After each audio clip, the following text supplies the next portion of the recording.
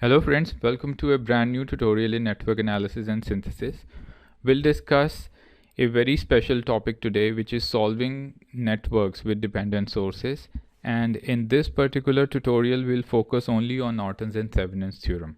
We'll solve a network with dependent sources only with Norton's and Thevenin's theorem in this tutorial. However, they can be solved using other techniques like mesh analysis, nodal analysis and superposition also, but will not take up those cases today. While solving a network with a dependent source, we need to take care of some key points. And by the way, a dependent source is a source which depends upon either some voltage or current in the network itself, and it is represented using a rhombus symbol. So just by looking at this rhombus symbol, we know that this is a current dependent current source because it has an arrow in it, and it depends upon I naught current which is flowing in this branch. So it's a current dependent current source. But the question is asking us to calculate the current through the 10 ohm resistor. So 10 ohm resistor becomes our load resistance. The prerequisite of this tutorial is a thorough understanding of Norton's and Thevenin's theorem in simple networks. By simple networks, I mean those networks which do not have dependent sources. In simpler networks, while using Thevenin's theorem, we find out VTH and RTH, and in Norton's theorem, we find ISC or IN and Rn. And by the way, RTH and Rn are calculated in the same way. So while solving a network using dependent sources, the first key point is that we cannot calculate RTH directly. So that's the big point that you need to take care of, because while finding RTH, we eliminate all the other sources, and in case of dependent sources, they cannot be eliminated to find RTH. How can we find RTH then? So that boils down to one thing, that in each case, it could be the case of Norton or it could be the case of Thevenin, will anyhow need to find VOC and ISC.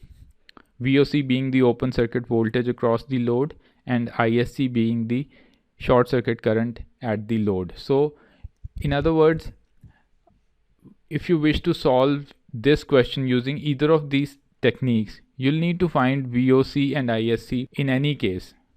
So it does not matter which technique are you following, because you'll need to find the open circuit voltage across the load once and the short circuit current across the load once, because only then you'll be able to find out RTH or R internal, which will be VOC upon ISC. So let's see how we do that. So depending upon whether we want to use Thevenin or Norton, we'll redraw the circuit as VOC in series with R internal and connected with the load, because VOC will anyhow be calculated.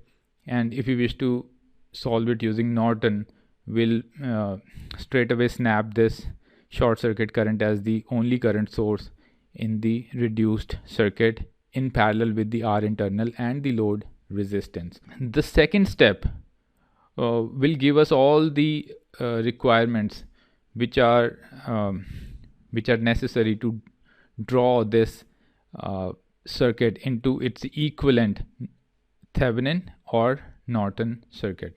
If we wish to calculate VOC, we remove the load, and we saw that this current source was depending upon the current in the load. So if the load is removed, the current vanishes. So if this current goes away, this entire current source vanishes. So what becomes the VOC is the voltage across this 5 ohm resistance, and the voltage across this 5 ohm resistance is 1 into 5, which is 5 volts, because 1 ohm current is flowing in this loop.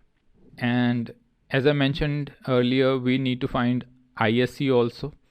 So we short circuit the load, we remove the load and short circuit the ports of the load, and this is, by the way, 1 ohm. So we know that this 1 ohm current, when is entering this node, and let us say voltage at this node is V. V by 5 current is leaving, 1 ohm is entering, and again at these nodes are same, by the way. 4 ISC current is also leaving because this current source was dependent upon this branch, so this branch has ISC current now. So 4 ISC current is also leaving through this node, and ISC is also leaving through this node. ISC is the current through this 1 ohm resistor. It's 5 ISC plus V by 5 becomes equivalent to 1, and ISC is V by 1. We have 5 ISC plus ISC upon 5 is equivalent to 1 because ISC turns out to be equivalent to V, and ISC comes out to be this. There is no direct way of finding RTH. RTH in our case will be VOC upon I internal. That can be easily calculated now. So VOC is 5, ISC is 0.1923, so it becomes 26 ohms. So we can now put these values of VOC, ISC and R internal in the equivalent Norton and Thevenin circuits. If we wish to solve this network using Thevenin's theorem, we can get hold of VOC, snap it here in series with R internal, and we can put the load back again, 10 ohm load in series with these two components, and my load current will become a VOC upon total resistance, which is 0.138 amperes. And if I wish to use Norton theorem, I can simply snap this ISC as the current source in parallel with the R internal, which is calculated as 26 ohms, in series with in parallel with the load resistance, which is 10 ohm, and I can simply apply the current division rule. 0.1923 current is entering this node, so the amount of current going into the load will be equivalent to the total current entering the node into the opposite branch's resistance upon opposite branch's resistance plus my own resistance. So that also turns out to be equivalent to 0.14 ampere. So the answers are almost similar. We can use either of the reduced networks to solve this bigger network. We can either use Thevenin's equivalent circuit or Norton's equivalent circuit. But if in question you are specifically being asked to use Norton or Thevenin, then you can find out these two things and then use one of these things to draw the desired network. These are the only things that you need to take care of while solving the networks with dependent sources that you cannot find RTH directly.